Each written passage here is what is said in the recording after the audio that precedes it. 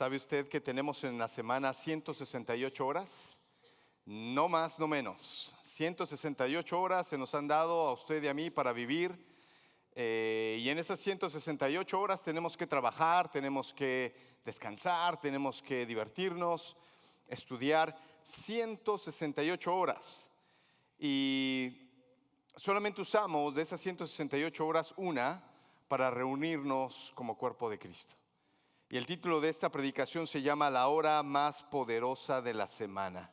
Usted me ha escuchado decirlo varias veces. Cuando estamos reunidos, querido hermano, es la hora más poderosa de la semana. Déjeme decirle por qué.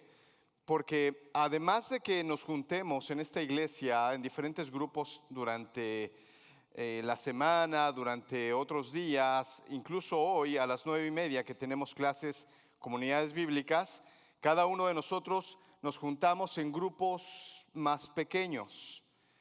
Pero es a las 11 de la mañana cuando todos venimos juntos a adorar al Señor en el espacio de una hora. Y esa hora comienza de 11 a 12. Y déjeme decirle por qué es la hora más poderosa de la semana. Porque en esta hora es cuando venimos a alabar al Señor. Nos ponemos de acuerdo en los cantos. Me encanta ver que Hugo puso dos cantos que me gustan. Uno, Agnus Dei, que yo la prefiero con Third Day. ¿Ves? Guitarra eléctrica y la onda así más, quizás mi personalidad. Agnus Dei significa el Cordero de Dios, y estamos adorando al Cordero. Y otro canto que puso Hugo, ¿se dieron cuenta que tenía las citas bíblicas abajo? Qué excelente trabajo, porque nos ayuda a entender que lo que estamos cantando es bíblico. Claro, háganlo. Hermanos, por eso es la hora más importante, la hora más poderosa. Cantamos la palabra de Dios, profundizamos en la palabra de Dios. Estamos estudiando Primera de Corintios. Profundizamos en la palabra de Dios. Nos animamos los unos a los otros. Yo sé que es el terror de los introvertidos el momento del saludo. Yo los volteo a ver y algunos están sufriendo. Tengo que saludar a alguien. Y es el amor de los extrovertidos, ¿no? Y los extrovertidos van hasta allá atrás y regresan. Pero se da cuenta, es la hora más poderosa porque nos vemos, aprendemos juntos y adoramos a nuestro Señor juntos.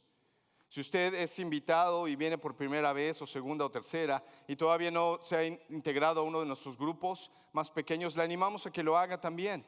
Porque ahí le vemos la palabra de Dios en un contexto más pequeño donde podemos opinar y podemos hacer cosas. Pero esta hora, hermanos, es la hora más poderosa porque es aquí y al terminar esta reunión, cuando salimos a cumplir nuestra misión. Quizá venimos a recibir aliento, quizá venimos a recibir instrucción. Quizá yo no entendí nada de la predicación, pero el hermano me animó muchísimo. Pero salimos a cumplir nuestra misión. Por eso nuestro objetivo aquí en la iglesia es que el grupo de alabanza se prepara, ensayan, los que enseñamos, invertimos tiempo para preparar los sermones, para preparar, a evaluar, analizar y presentar lo mejor posible, hermanos, porque es la hora más poderosa de la semana. Si usted no lo ha visto así, lo voy a invitar a que lo vea de esa forma. Es la hora más poderosa de la semana, por lo cual tengo que usar bien los 60 minutos que tengo. Es el reto que tenemos nosotros acá al frente. Es el equipo que está ya recibiendo a todos ustedes. Tenemos la misma mente. Pero quiero recordar, hermano, que para poder usar bien esos 60 minutos hay que usarlos bien.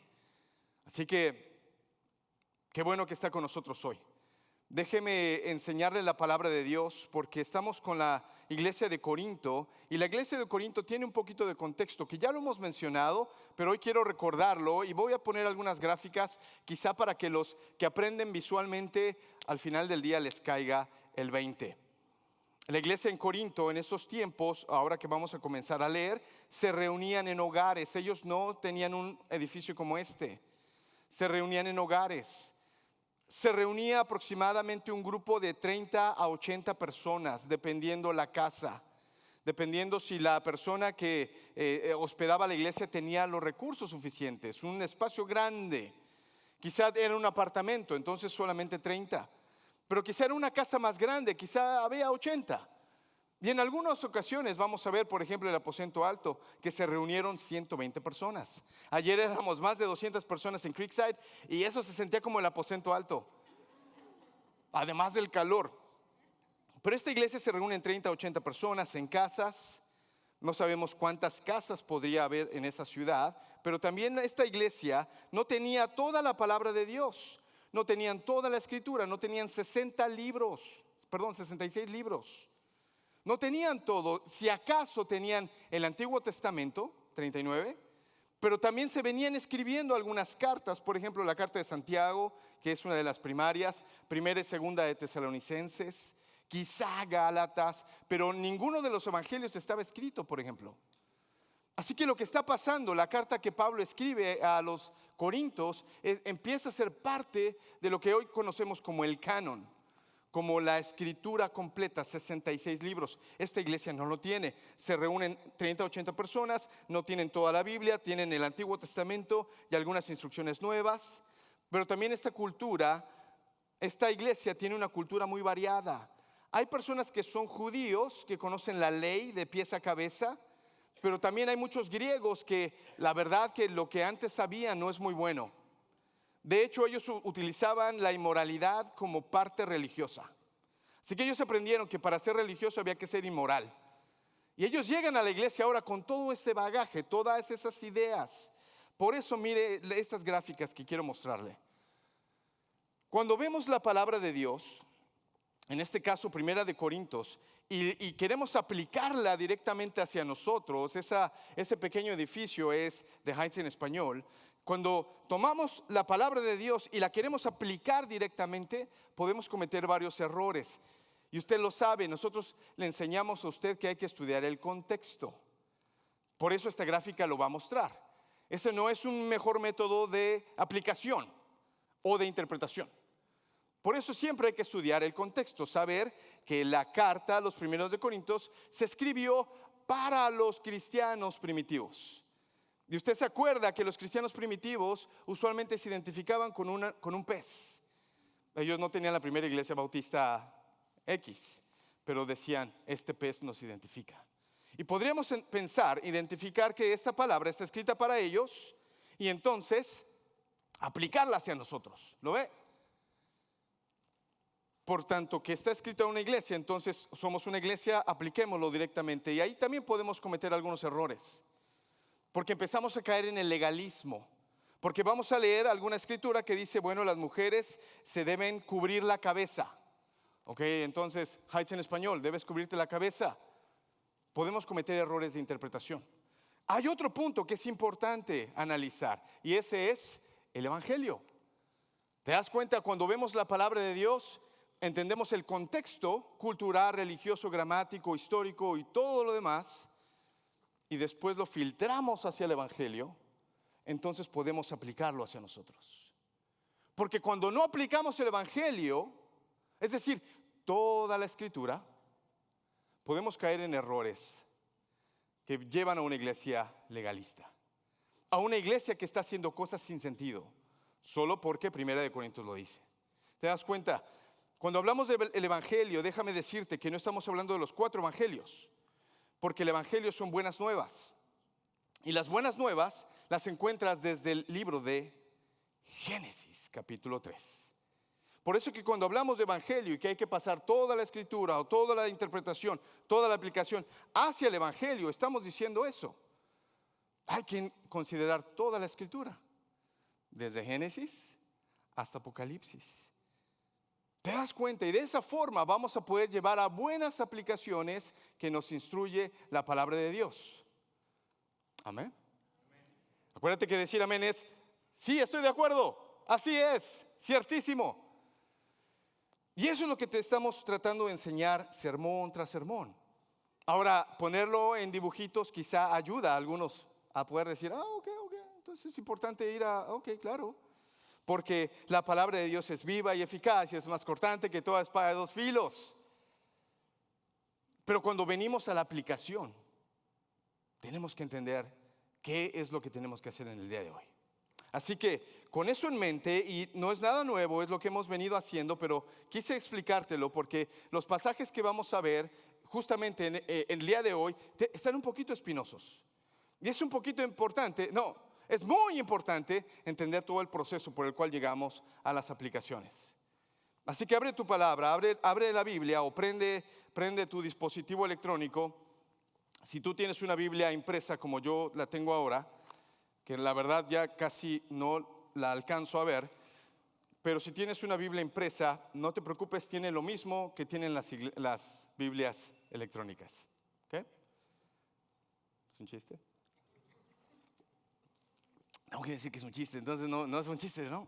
Anyways, dice la palabra de Dios, 1 Corintios capítulo 26 al 40. Hemos estado hablando de las lenguas, hemos estado hablando de los dones, hemos estado hablando de la profecía, las lenguas, pero también hemos estado hablando del amor. Todo lo que hagamos si no tiene amor no sirve de nada. Y te hemos dicho que el amor viene de Dios. Mejor dicho, Dios es amor. Y Dios ha mostrado el amor. ¿Cómo? A través del Evangelio. Porque Dios ha dado todo lo que Él podía dar. De manera que si tú y yo entendemos el Evangelio, entendemos el amor, entonces vamos a entender los dones. Versículo 26. Pablo le está diciendo a esta iglesia, ¿qué concluimos, hermanos? Que cuando se reúnan y practiquen los dones que tienen, cada uno puede tener un himno, que la palabra original es un salmo, puede tener una enseñanza, puede tener una revelación, un mensaje en lenguas o una interpretación de las lenguas.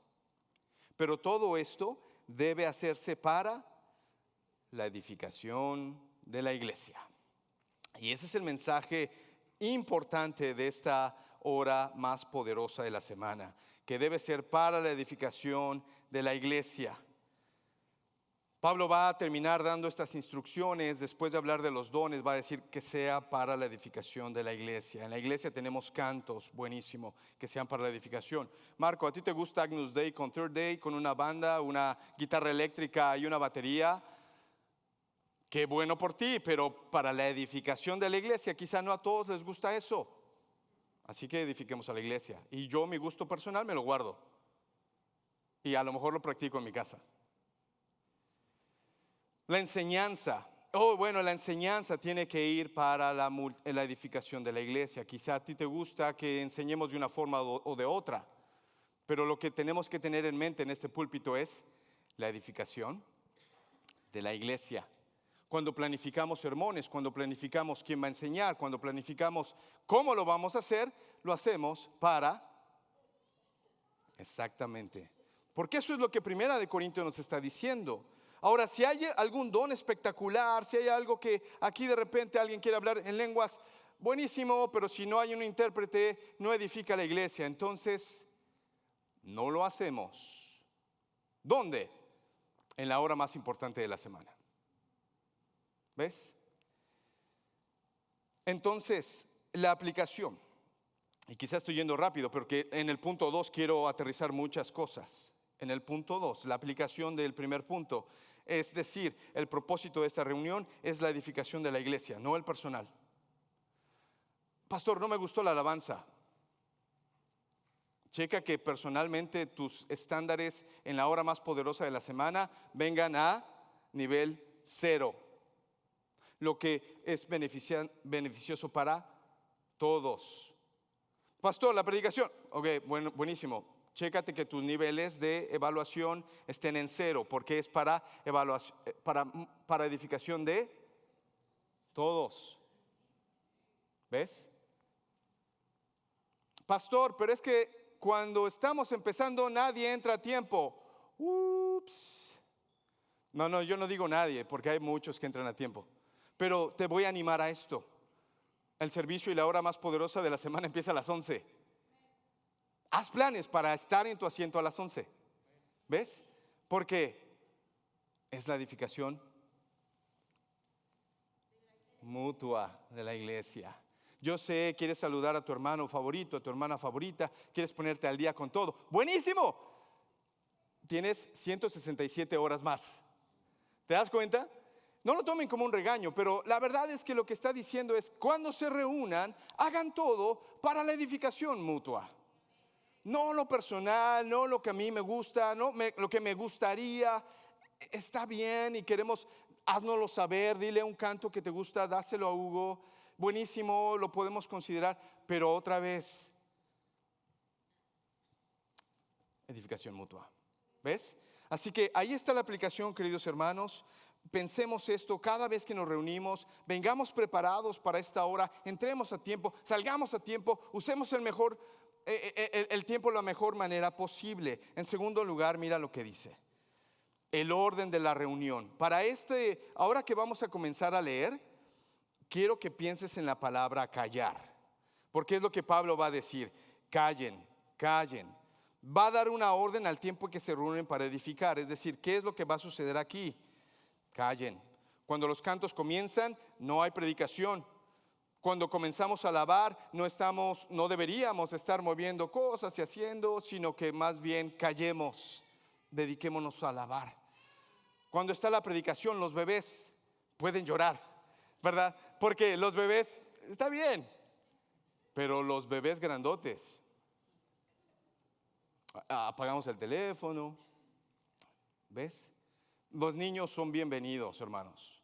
Y los niños van a llorar, los niños van a hacer ruido. Está bien, no nos molesta y no debería molestarnos. Right? No voy a decir lo que quería decir. Pero sí, los adultos portémonos a la altura. Cuando nos reunimos y ya es la hora de sentarnos, bueno, hagámoslo con orden. Es decir, si interrumpimos lo que estamos haciendo, entonces va creando un desorden y la persona nueva, la persona que viene a ser edificada por ahí de repente no lo está haciendo. La persona que viene a escuchar la palabra de Dios, si no hay una palabra de Dios, entonces le hemos defraudado. Cuando vienes a sentir amor, cuando viene a sentir protección y no le damos ese amor y esa protección, le hemos defraudado. La hora más importante del mundo, hermanos, de la semana, es venir para la edificación mutua, pero hacerlo en orden. Mira lo que dice el versículo 27.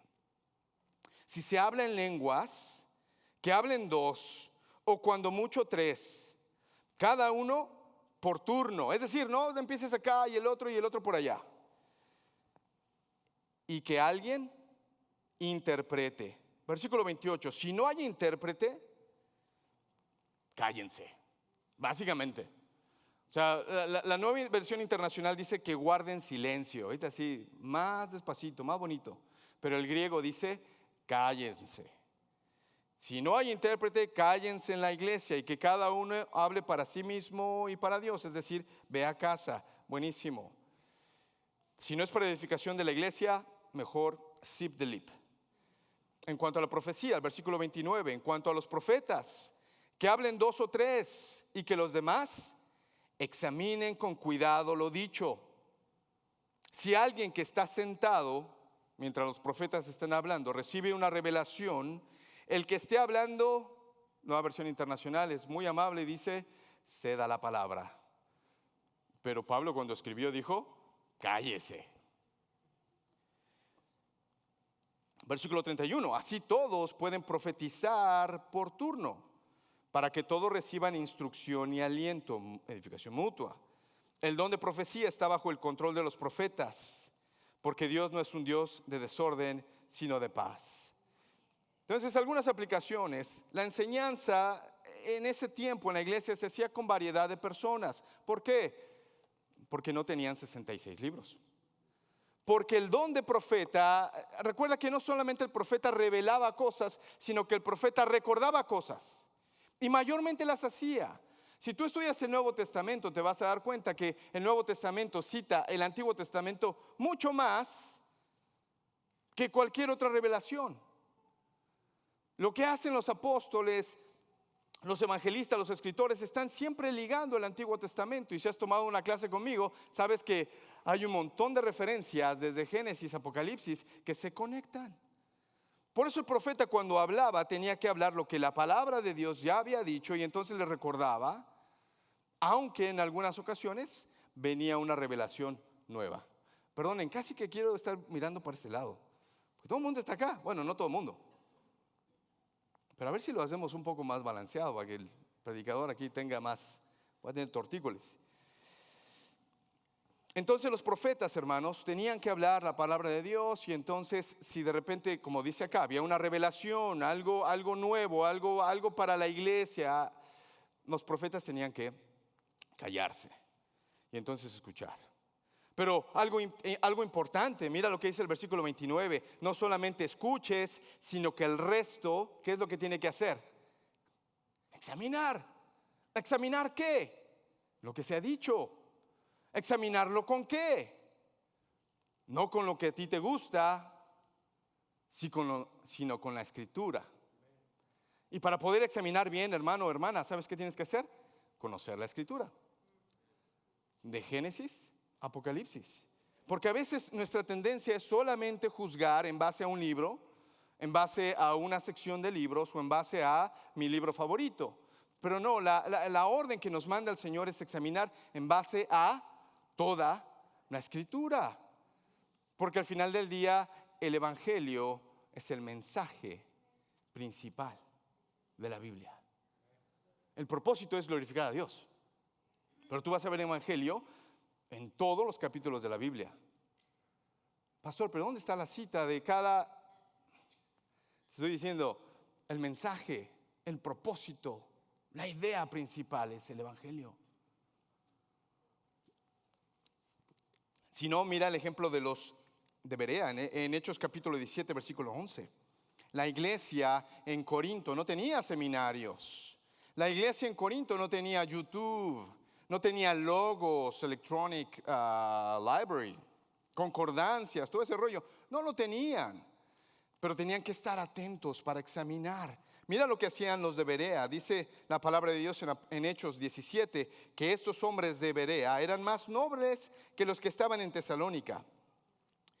Recibieron la palabra con toda solicitud, la recibieron bien, tenían hambre de saber, y también dice que escudriñaban cada día las Escrituras, es decir, el Antiguo Testamento, porque es lo único que tenían. Escudriñaban la Torá y escudriñaban ahí para ver si las cosas que estaban escuchando eran así. Y esa es tu tarea y la mía. Cada vez que está un predicador acá y cada vez que se está predicando la palabra, tenemos que examinar que el que está hablando hable conforme a la palabra. Ahora, no me entiendas mal, quizá el ejemplo que usó no fue el mejor. Eso nos pasa todo el tiempo. Los ejemplos, las ilustraciones, el comentario, quizá no fue lo mejor, pero ¿se estudió la palabra de Dios? Ahí, iglesia, es donde tú y yo tenemos que estar listos para examinar. Ahora, no te preocupes, tenemos varios filtros. Aquí no va a venir a predicar a alguien que cualquier cosa, que diga, yo tengo el don de profecía, así que pastor, déjeme hablar. O decir, no. Si te das cuenta, acá solo enseñamos y predicamos algunos. ¿Por qué? Porque es importante conocer la palabra de Dios, y para poder hacerlo, si puedes ir a un seminario bíblico, mejor. ¿Ves? Un seminario bíblico no te da el carácter, pero te da las herramientas. Y en este púlpito buscamos dos cosas: carácter y las herramientas. ¿Ves? Que la persona sepa hacer una buena exégesis, que la persona sepa hacer buenas conexiones, que la persona sepa la palabra de Dios. Así que en ese sentido, querida iglesia, nosotros no es que necesitamos tanto que a ver quién se para y a ver qué vamos a escuchar. Perdón. Yo te quiero animar a que vengas a la iglesia sabiendo que nosotros hemos estudiado la palabra de Dios, que nosotros hemos pasado por pruebas que dicen que estamos aptos para enseñar la palabra de Dios. Pero también te voy a animar. Okay. Perdón. Te voy a animar a algo: a que evalúes, a que comentes, a que vengas y nos digas a cualquiera de nosotros, pastor, esto la verdad que estaba fuera de lugar. Pastor, la verdad que entendí esto. Y nosotros, ¿sabes qué vamos a hacer? Te vamos a escuchar y vamos a corregir si es necesario, o te vamos a aclarar el punto. ¿Ves? las predicaciones en esta iglesia, por lo menos no estamos en Corinto, no estamos tratando de ahí descubrir qué es lo que Dios quiere. Sabemos qué es lo que Dios quiere y enseñamos en base a eso. Tenemos una visión clara y por eso queremos enseñarte la palabra de Dios y queremos que tú vengas. Si tienes alguna inquietud, si tienes algún peso, algo que no estuvo claro, por favor ven y habla con nosotros. ¿Te das cuenta? Porque se trata de la edificación mutua. Y Dios ha puesto maestros y Dios ha puesto personas a las cuales yo puedo venir y edificar también. Amén. No pienses que ni yo, ni Rodrigo, ni nadie que predica acá no necesita crecer. Todos debemos edificarnos. Solo asegúrate que no es una preferencia personal, porque yo te acabo de decir, es edificación mutua, con toda la palabra de Dios. Entonces, estos hermanos cedían la palabra, había orden en las reuniones, la enseñanza se hacía con responsabilidad. No es que solo levantaban la mano y decían cualquier cosa, no, se decía, si tú te vas a levantar y vas a dar profecía, hazte responsable de tus palabras. Hazte responsable de tus palabras, porque no es como que, bueno, el Señor me dijo esto y ahí te va. No, acabamos de leer que esta gente, entonces decía, el don de profecía está bajo el control de los profetas. Es decir, el profeta es responsable de lo que diga. En el Antiguo Testamento se mataba cuando el profeta se mandaba cualquier cosa. Ese era el precio. Y entonces termina diciendo, Dios no es un Dios de desorden, sino de paz. Ay, pero aquí viene otra parte, y algunas mujeres estaban esperando esto. Déjenme hacer un disclaimer, antes de que digas amén, y esto es más para los hombres, antes de que digas amén, déjame terminar el mensaje, ¿ok? Porque lo que vamos a leer ahora, algunos van a estar tentados, y yo sé que van a querer decir amén. Dice el versículo 33 al final del capítulo 14, que realmente debería ser el 34, pero es otra historia. Dice lo siguiente, el apóstol Pablo escribió a través del Espíritu Santo. Como es costumbre en las congregaciones de los creyentes, guarden las mujeres silencios en la iglesia. Otra vez, el traductor, el equipo de traducción fue muy amable porque dijo, guarden silencio las mujeres en la iglesia. Pero en el griego koiné que Dios usó fue la palabra cállense. Como es costumbre en las congregaciones de los creyentes, las mujeres cállense. No digan amén. Pues no les está permitido hablar. Que estén sumisas como lo establece la ley. Si quieren saber algo, que se lo pregunten en casa a sus esposos, porque no está bien visto que una mujer hable en la iglesia. Vamos a terminar el sermón acá y vamos ahora y nos despedimos. No. ¿Te das cuenta? Este es un pasaje espinoso. Y más allá de que algunos quieran decir amén, yo he visto iglesias en las cuales practican literalmente lo que dice acá. ¿Ves? Se pasan de aquí a la iglesia. Y la mujer no tiene voz ni voto en la iglesia y entonces se tiene que callar y ni siquiera puede cantar. Mucho menos estar en un escenario como este. Eso es lo que realmente quiere decir. Realmente que hay muchas posiciones. No hay muchas. Hay dos posiciones en cuanto a esto. Y una dice, sí, que la mujer no hable, nada. Ni un anuncio, ni un canto, ni nada. Realmente no debe. Y otros que dicen, no, realmente lo que está hablando es que se debe someter a su marido. Déjeme explicarlo. Lo que no significa es que las mujeres no pueden hablar en la iglesia. ¿Por qué? Porque la misma carta de Corintios en el capítulo 11 estaba diciendo que la mujer, para poder profetizar y orar, tenía que tener una marca sobre su cabeza. ¿Se acuerdan? Lo explicó el pastor Rodrigo. Tenía que tener un manto. Para que a través de ese manto se pudiera ver que esa mujer está en sumisión. ¿En sumisión de quién? El mismo pasaje está diciendo, de su marido. Porque Cristo es cabeza de la iglesia y el marido es cabeza de su hogar. Y la mujer, como el marido se sujeta a Cristo, la mujer se debe sujetar a su marido. ¿Ves? Eso está en 1 Corintios 11:5. En cambio, toda mujer que ora profetiza con la cabeza descubierta deshonra al que es su cabeza. ¿Quién es? Su marido. Y es como si estuviera rasurada. No está diciendo que las mujeres no tienen un lugar en la iglesia. No está diciendo que la mujer, ya calladita te ves más bonita. No, no está diciendo eso. Tampoco está diciendo que las mujeres son de segunda clase, como se creía en el ámbito religioso. Sabes que en el ámbito religioso había una oración que incluso algunos judíos todavía practican, y la he dicho anteriormente. Esta oración dice lo siguiente: en el momento en que se levantaba el varón judío, decía estas palabras: Dios, bendito seas porque no me hiciste gentil. Bendito seas por no hacerme mujer.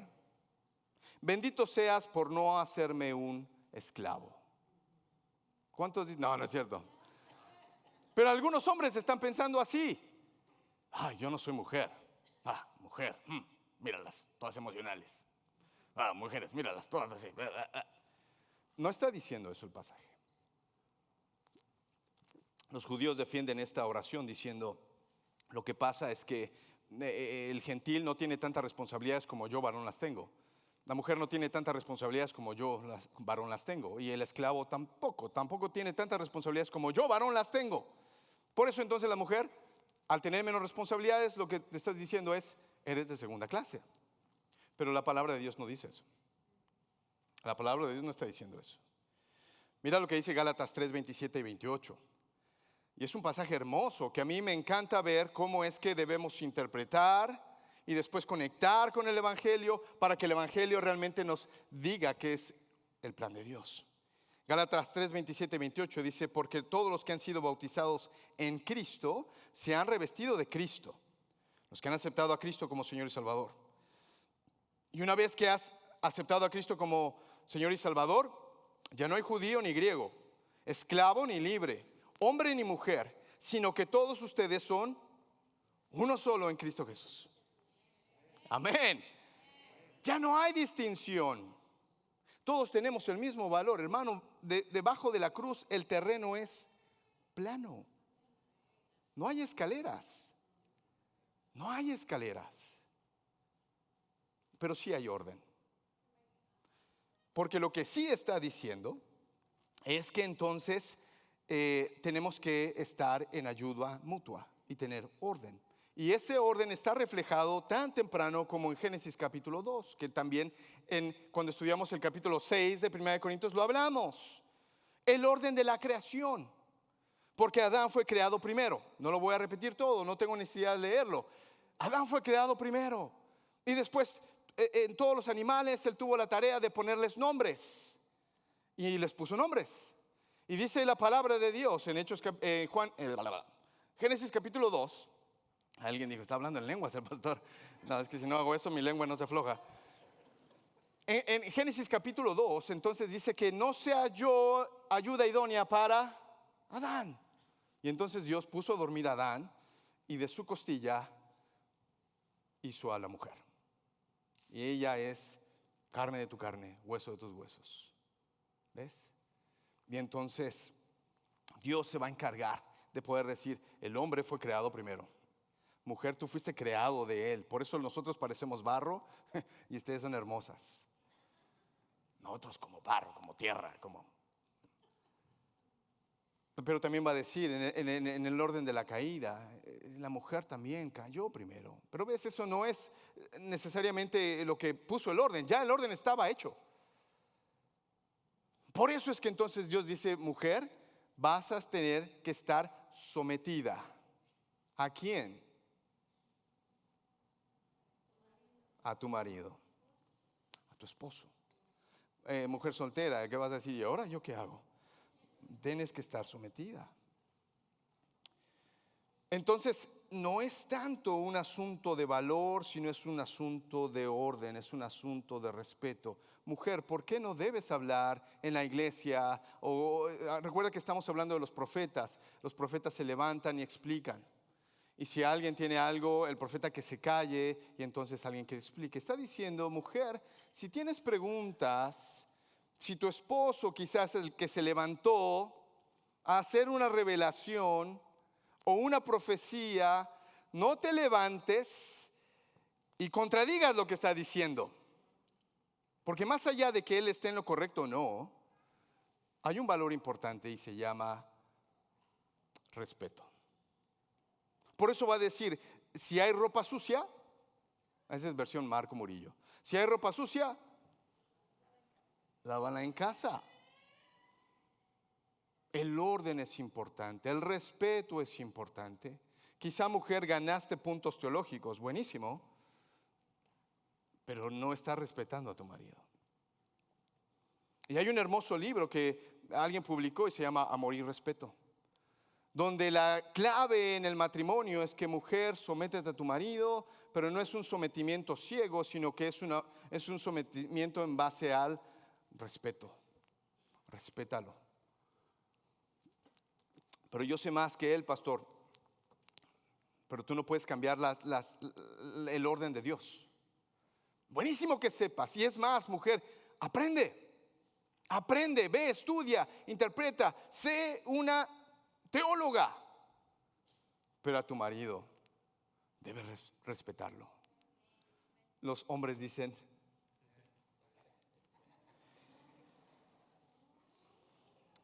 podemos explicar esto quizá un poco más adelante y quizá con la intención de poder ser claros en el rol hombre y mujer, maridos, esposas, familias. Iglesia, es la hora más poderosa de la semana, pero tienes 167 horas más donde tienes que cuidar testimonio, tienes que cuidar lo que Dios quiere hacer de ti, y mucho de eso va a pasar en la privacidad. Por eso, a la hora más poderosa de la semana, ven lo más preparado posible. Arregla tus asuntos, respeta a tu marido, ama a tu mujer como Cristo amó a la iglesia. Y cuando vengan a este lugar, vengan a disfrutar la hora más poderosa de la semana. Porque a veces está la mujer acá y el pastor hasta allá. No debe ser así. Termino diciendo esto. El asesino de la reunión. Hay asesinos de la hora más poderosa de la semana, y la verdad es que sí. Versículo 33, 36 dice lo siguiente. ¿Acaso la palabra de Dios procedió de ustedes? Está hablando a los corintios. ¿O son ustedes los únicos que la han recibido? Si alguno se cree profeta o espiritual, reconozca que esto que les escribo es mandato del Señor. Si no lo reconoce, tampoco él será reconocido. ¿Se creen ustedes que saben más que lo que la palabra de Dios dice? ¿Tú crees que tu posición personal es mejor que la de el crecimiento y la edificación mutua? Dice, no seas tan orgulloso. No seas tan orgulloso, no eres tan especial. Ustedes no son los únicos que recibieron la palabra de Dios. Y está hablando a los corintios. Porque había un grupo de personas que estaban haciendo divisiones, ¿te acuerdas? Y había un grupo de personas que decían, no, Pablo, lo que tú escribes está mal. Es más, Pablo, tú ni predicas bien. Segunda de Corintios habla de todo eso. Y había un grupo de personas que decían, no, lo que está establecido no está bien. Yo tengo mejores ideas. Yo creo que debe ser así. Edificación mutua. Por eso es que el asesino de la reunión es el orgullo. Es el pensar que solamente yo, que solamente nosotros, que todo está mal y yo soy aquí la última coca del estadio. Yo vine a solucionar acá. No, ven, conócenos, aprende. Y entonces se parte en la edificación mutua. Versículo 39, termina estos dos versículos diciendo, así que, hermanos míos, ambición en el don de profetizar, aprendan la palabra, ambición en crecer. Pero ¿sabes qué? No prohíban que se hablen lenguas. Pero si lo van a hacer, todo debe hacerse de manera apropiada y con orden. Querida iglesia, recuerda estas tres cosas. Los dones se han dado a hombres y mujeres. Hombres y mujeres. Pero se deben practicar con orden. Por eso tenemos un pastor principal. Por eso tenemos un pastor principal en Heights en español. Mujer, tienes un don de enseñar, un don de servir, un don de hacer tienes que practicarlo con orden. Porque no es nuestra idea, es idea de Dios. De esa manera la iglesia va a estar honrando a aquel que dio lo todo por nosotros, el Agnus Dei, el Cordero de Dios. En segundo lugar, cuando estamos juntos, 1 hora al día es la hora más poderosa de la semana. Piénsalo así. Ven con esa mentalidad, invierte tu vida con esa mentalidad y cuando salgas de acá, sal listo para conquistar lo que Dios tenga en tus manos. Recuerda que a los pies de la cruz, hermanos, todos tenemos el mismo nivel. Todos hemos sido ganados con la misma sangre y ahora en la Santa Cena lo vamos a recordar y nos vamos a poner de acuerdo en eso. ¿Amén?